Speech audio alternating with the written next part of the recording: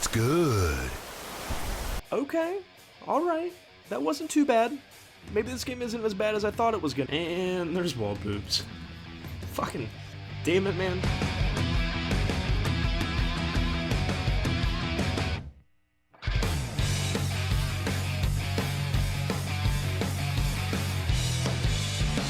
Hey guys, how's it going? It's Strobe Light here, and today I've got a review for you that is on one of the most controversial and divisive games of the 2010s, Duke Nukem Forever.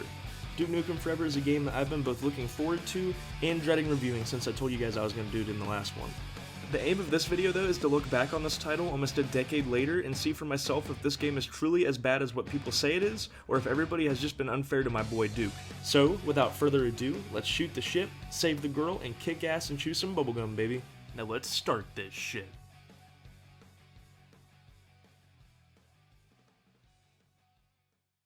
What about the game, Duke? Was it any good? Yeah, but after 12 fucking years, it should be. Man, oh man, is this game controversial. Taking about 14 years to develop, Duke Nukem Forever, or as I'm going to call it now, DNF, had gone through many iterations and press reveals. Being caught in development hell, many thought that when this game would finally launch that it would be awesome due to the team having so long to work on it. So when a release date was finally announced by 2K Games, people were hyped.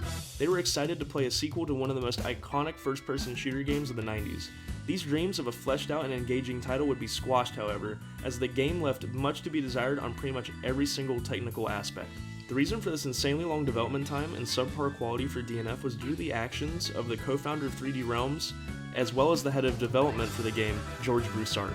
Due to the insane success of Duke Nukem 3D back in 1996, which sold over 3 million copies and skyrocketed the IP into the public eye, George Broussard wanted a successor title that would move the Duke Nukem franchise into bigger and more ambitious horizons. Now if you couple this with a completely independent developer that had no deadline and millions of dollars in funds, then the development of this game was bound for disaster from the start.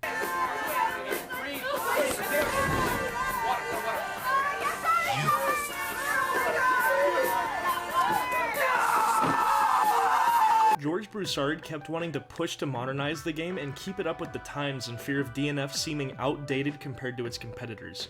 This proved to be a fatal strategy though, as hours of work on tech demos and gameplay would be scrapped when a new revolutionary first-person shooter would drop. Thanks a lot, Half-Life 2. This development strategy led to a completely chaotic production cycle that left 3D Realms as a company in shambles. Even Take-Two Interactive, the company that had just bought 3D Realms, didn't want to fund this project that looked like it had been all but lost. This left the future of the game up in the air for years until Gearbox Studios picked up the title. And Gearbox Studio is known for other titles such as Brothers in Arms, the Borderlands saga, and the ever so popular, immaculate release of Desert Bus VR for the Nintendo Switch, Xbox 360, Xbox One, Nokia brick phone, and Steam Deck. The game would later be pushed out the next year in a chaotic state that will be forever memorialized in the depths of the YouTube algorithm. DNF provided disappointment to a generation Dukeless and showed that games that have had long development times can still have the chance of coming out half-baked. So now that I've given y'all some context, let's get into this game and see what all the critics and haters are talking about. And what better place to start than with the story and levels. Now being a game that took 14 years to develop, you'd think that the story would be long and the levels would be fleshed out, and you'd only be partly right. Many of these levels are just filler zones that don't necessarily need to be included in the final product, which pains me considering how long they had to create this title, but I don't just want to sit here and spoil everything for you now, so let's just get into it.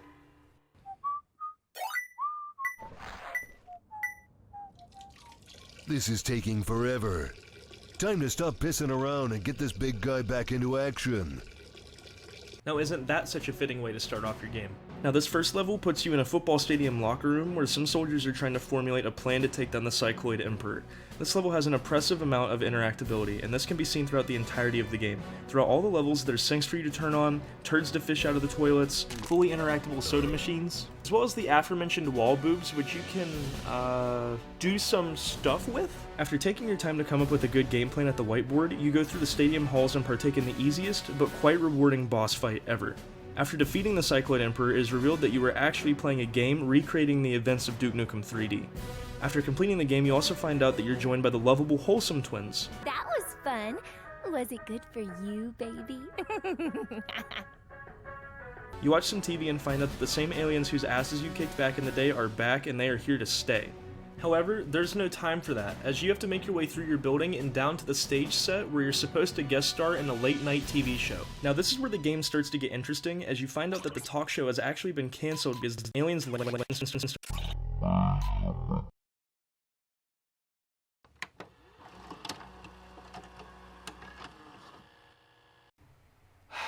Hey guys, Strobe Light here, and I'm editing the video right now, and this shit is fucking boring. Dear God, y'all don't have to be sitting through this. Y'all waited a month for this damn video. I'm not gonna let you sit here and listen to the story for 10 damn minutes. That's not what you're here for. You're here for Duke fucking Nukem. So I'm gonna give you Duke fucking Nukem.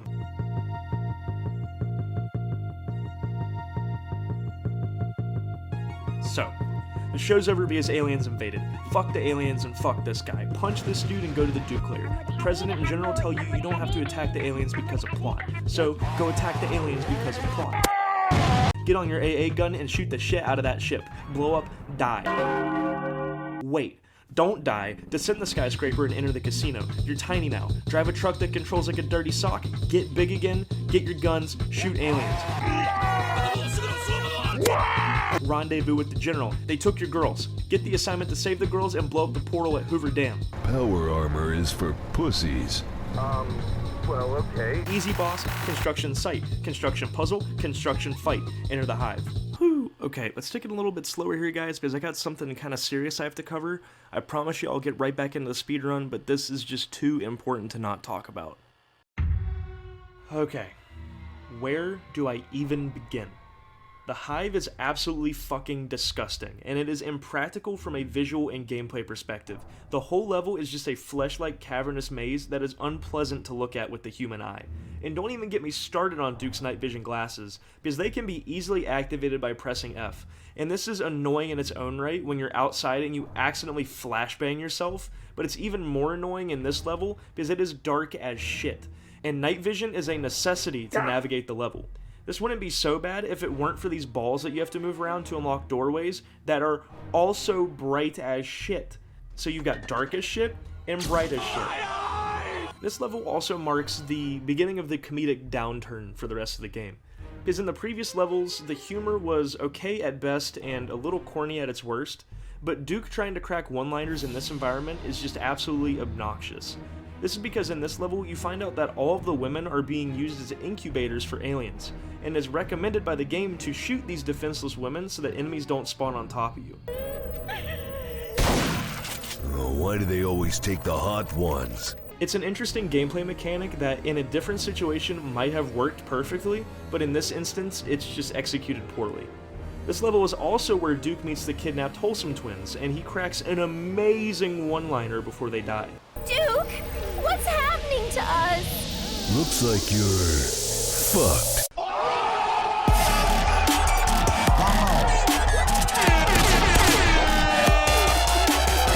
This, coupled with the fucking wall boobs that you can slap to increase your ego, makes this level the worst. Its dark tones don't match with the rest of the comedic bits of the rest of the game, and just leave a sour taste in your mouth as you progress through the level.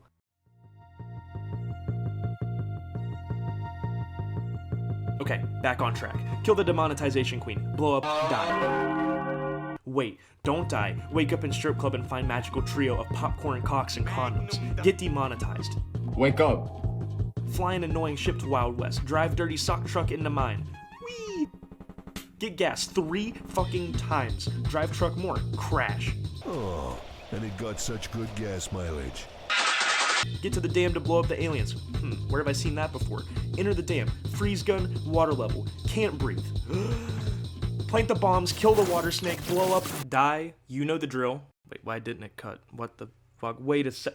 Holy shit. I came here to kick gum and chew ass.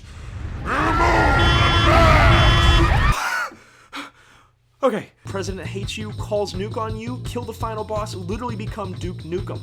Die? Duke, now that the aliens are dead and you've saved the world once again, what are you going to do? I'm gonna run for president. Holy shit. Now that's an ending. Hail to the king, baby.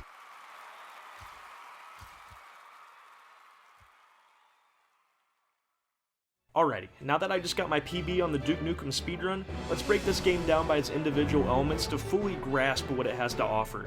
And what better place to start than with my boy himself, Duke Nukem. Duke Nukem, the man, the myth, the playboy.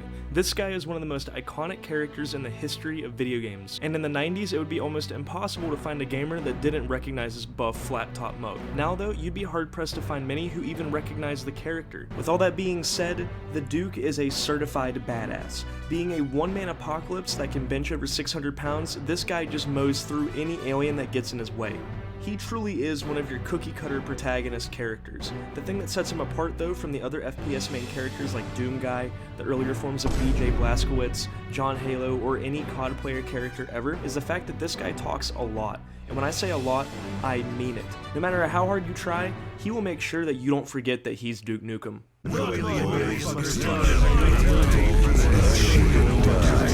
Duke is also an egotistical playboy, with Duke owning many of the locations featured throughout the game, like the Duke Burger, his Lady Killer Casino, or even his namesake high-rise building where he lives. No matter where you go in this game, you'll have pictures, statues, and trophies displaying his badassery shoved down your throat. He's so egotistical that his health bar is literally replaced with an ego bar. That playboy moniker is all too apparent as well, for dozens of women throughout the game are swooning for him, and almost every single character you meet is trying to be like or impress Duke in some way. He even has his personal special fans called the the Wholesome Twins, who walk like they have sticks up their asses.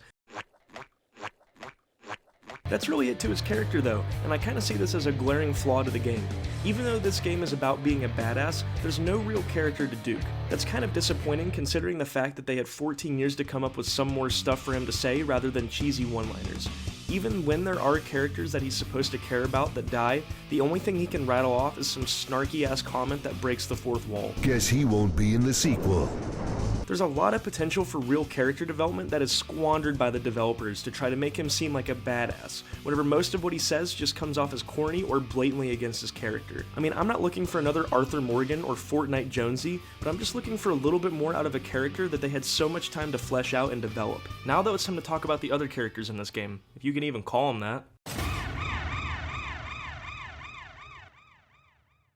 This part was just so hard to write for, man. If the random people you're talking to aren't fainting over the fact that they're speaking to Duke Nukem, they're making sex jokes the entire time. The Wholesome Twins are the exact same story. They're just here to be sexy and that's it. The only exception to these are some of the soldiers you meet, but they die almost as fast as they appear. The only real fleshed out and redeemable characters are the President and the EDF General. The President is a very well-made antagonist that pisses you off pretty hard throughout the entirety of the game, giving you shit the entire time for defending yourself against the aliens who attacked you first. The General, on the other hand, is your wingman slash straight man for the game. He sides with Duke on attacking the aliens and is the only viable outside commentary we get on the shadiness of the President and the direness of the alien invasion. I wish more characters were like this in the game, but I'm gonna take what I can get, because I've been saving the best for last. My man, the crane operator.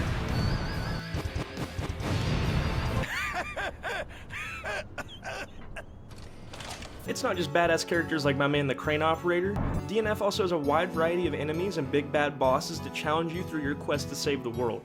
You are a bad guy, but this does not mean you're a bad guy. Now let's face it, any first-person shooter would not be complete without the wide cast of enemies for you to fight. And Duke Nukem delivers. There's the basic aliens that are there to help you learn the game and teach you fundamental movement practices for fighting the rest of the aliens down the line. Those same aliens also get jetpacks later down the line, and they have the ability to teleport, which help you train your aim while also keeping you on your toes, because these guys can jump up from right behind you and scare the ever-loving shit out of you. There's a variant on these aliens known as the Pig Cop, which are humans converted into these swine-like creatures that use your own military arsenal against you. They even act like the brutes from Halo, wherein if they take too much damage, they drop their guns and sprint on you at all fours. There's also these weird Octo-like characters that float around and have telekinetic abilities that they can use to shoot energy pulses at you. They can even catch your rockets that you fire at them and they'll throw it right back at you, resulting in an instant kill if you're not too careful. There's also these bug-like creatures that kind of resemble the antlions from Half-Life. They try to stay away from you and closer to the sidelines, where they shoot what I can only imagine as globs of snot at you, but if you get too close they'll jump on you and you have to perform a QTE event to escape.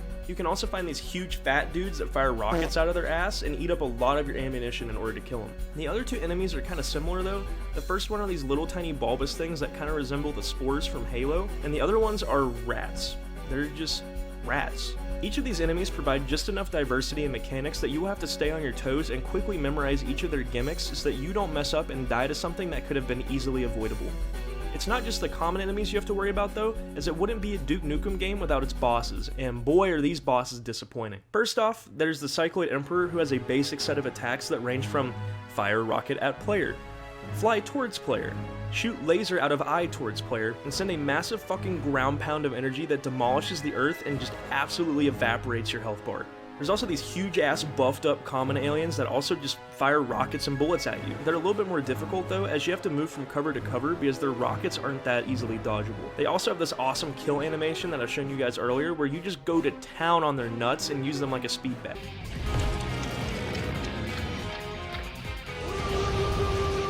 There's also the Alien Queen, which I don't even think I can show you guys on this YouTube channel because she has 3 very large assets that take up almost half of my damn screen.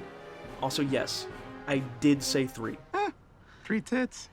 That's awesome. There's the Energy Leech, which will ground pound you and shoot rockets at you while you're underwater, forcing you to strafe underwater and manage your oxygen supply while fighting it. This is actually a really cool boss fight idea that I think is executed semi-poorly, but it's still pretty fun.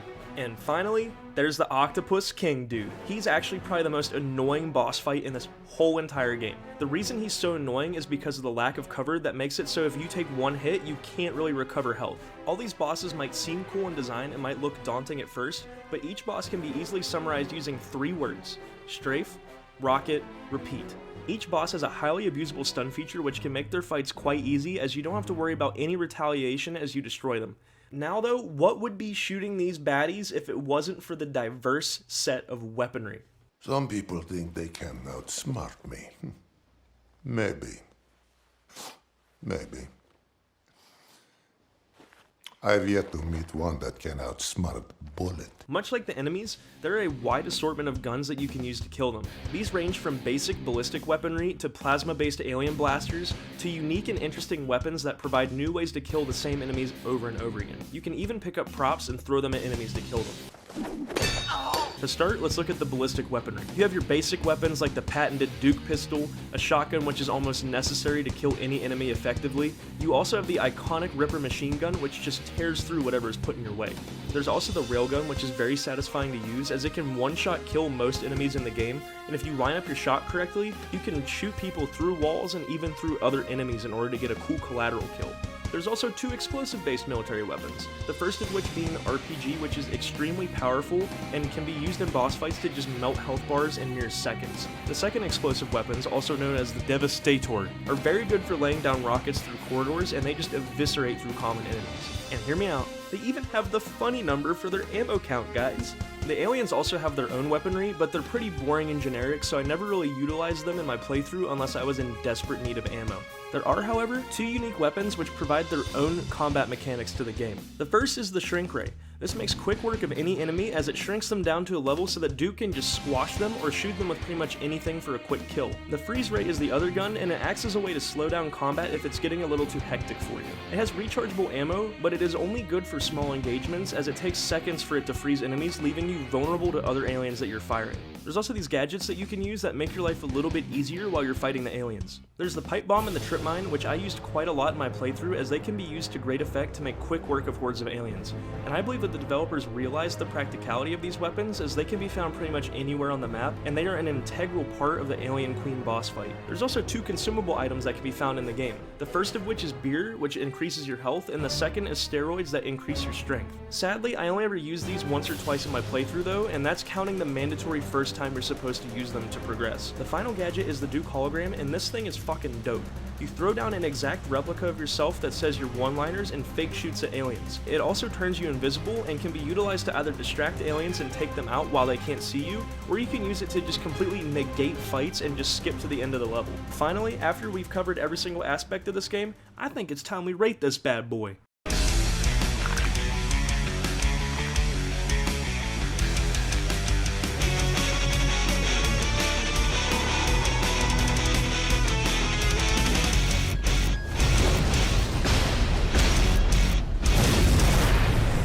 Duke Nukem Forever has its moments, but there are blatant glaring issues that keep this game from being an enjoyable experience. The game is only 6 hours long, which is an issue on itself considering development time, but there's also a graphical issue with the game where it's not even really a bug, but you need to disable certain graphics quality settings in order to even see the game in certain levels. Even though I didn't mention that before, it's the little things that add up to create a genuinely infuriating experience while playing the game. It took me a whole week to record this game because I couldn't handle touching it for more than an hour at a time. Whether it's the annoyingly trivial fetch quests or the broken record that is Duke Nukem, it feels like you're banging your head against a brick wall in order to finish the game. With all that being said, I think this game is a 4 out of 10. It's not the worst in the world, with the gunplay being engaging enough to keep you from becoming bored, as well as some levels like Duke Burger being genuinely creative and fun to progress through, but due to horrible character writing, easy boss fights, as well as glaring technical issues, the overall experience is sour. It just genuinely feels like they only spent 1 year working on the game instead of the 14 it took to create it. This sad reality is one that I wish didn't happen for my boy Duke, and I hope that one day we get a true sequel that does him justice. Thanks for watching, everybody.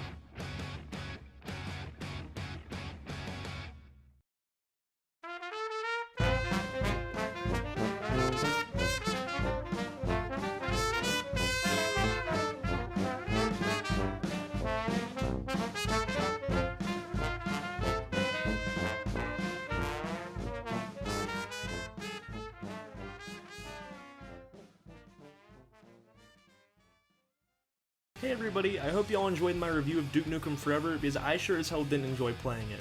I genuinely struggled to get through it, but I'm happy it's over and I got this review out to you guys. With that being said, I am genuinely excited for this next review as I'm doing a deep dive into the jungles of Rook Island in one of the greatest games of the 2010s, Far Cry 3. Stay tuned.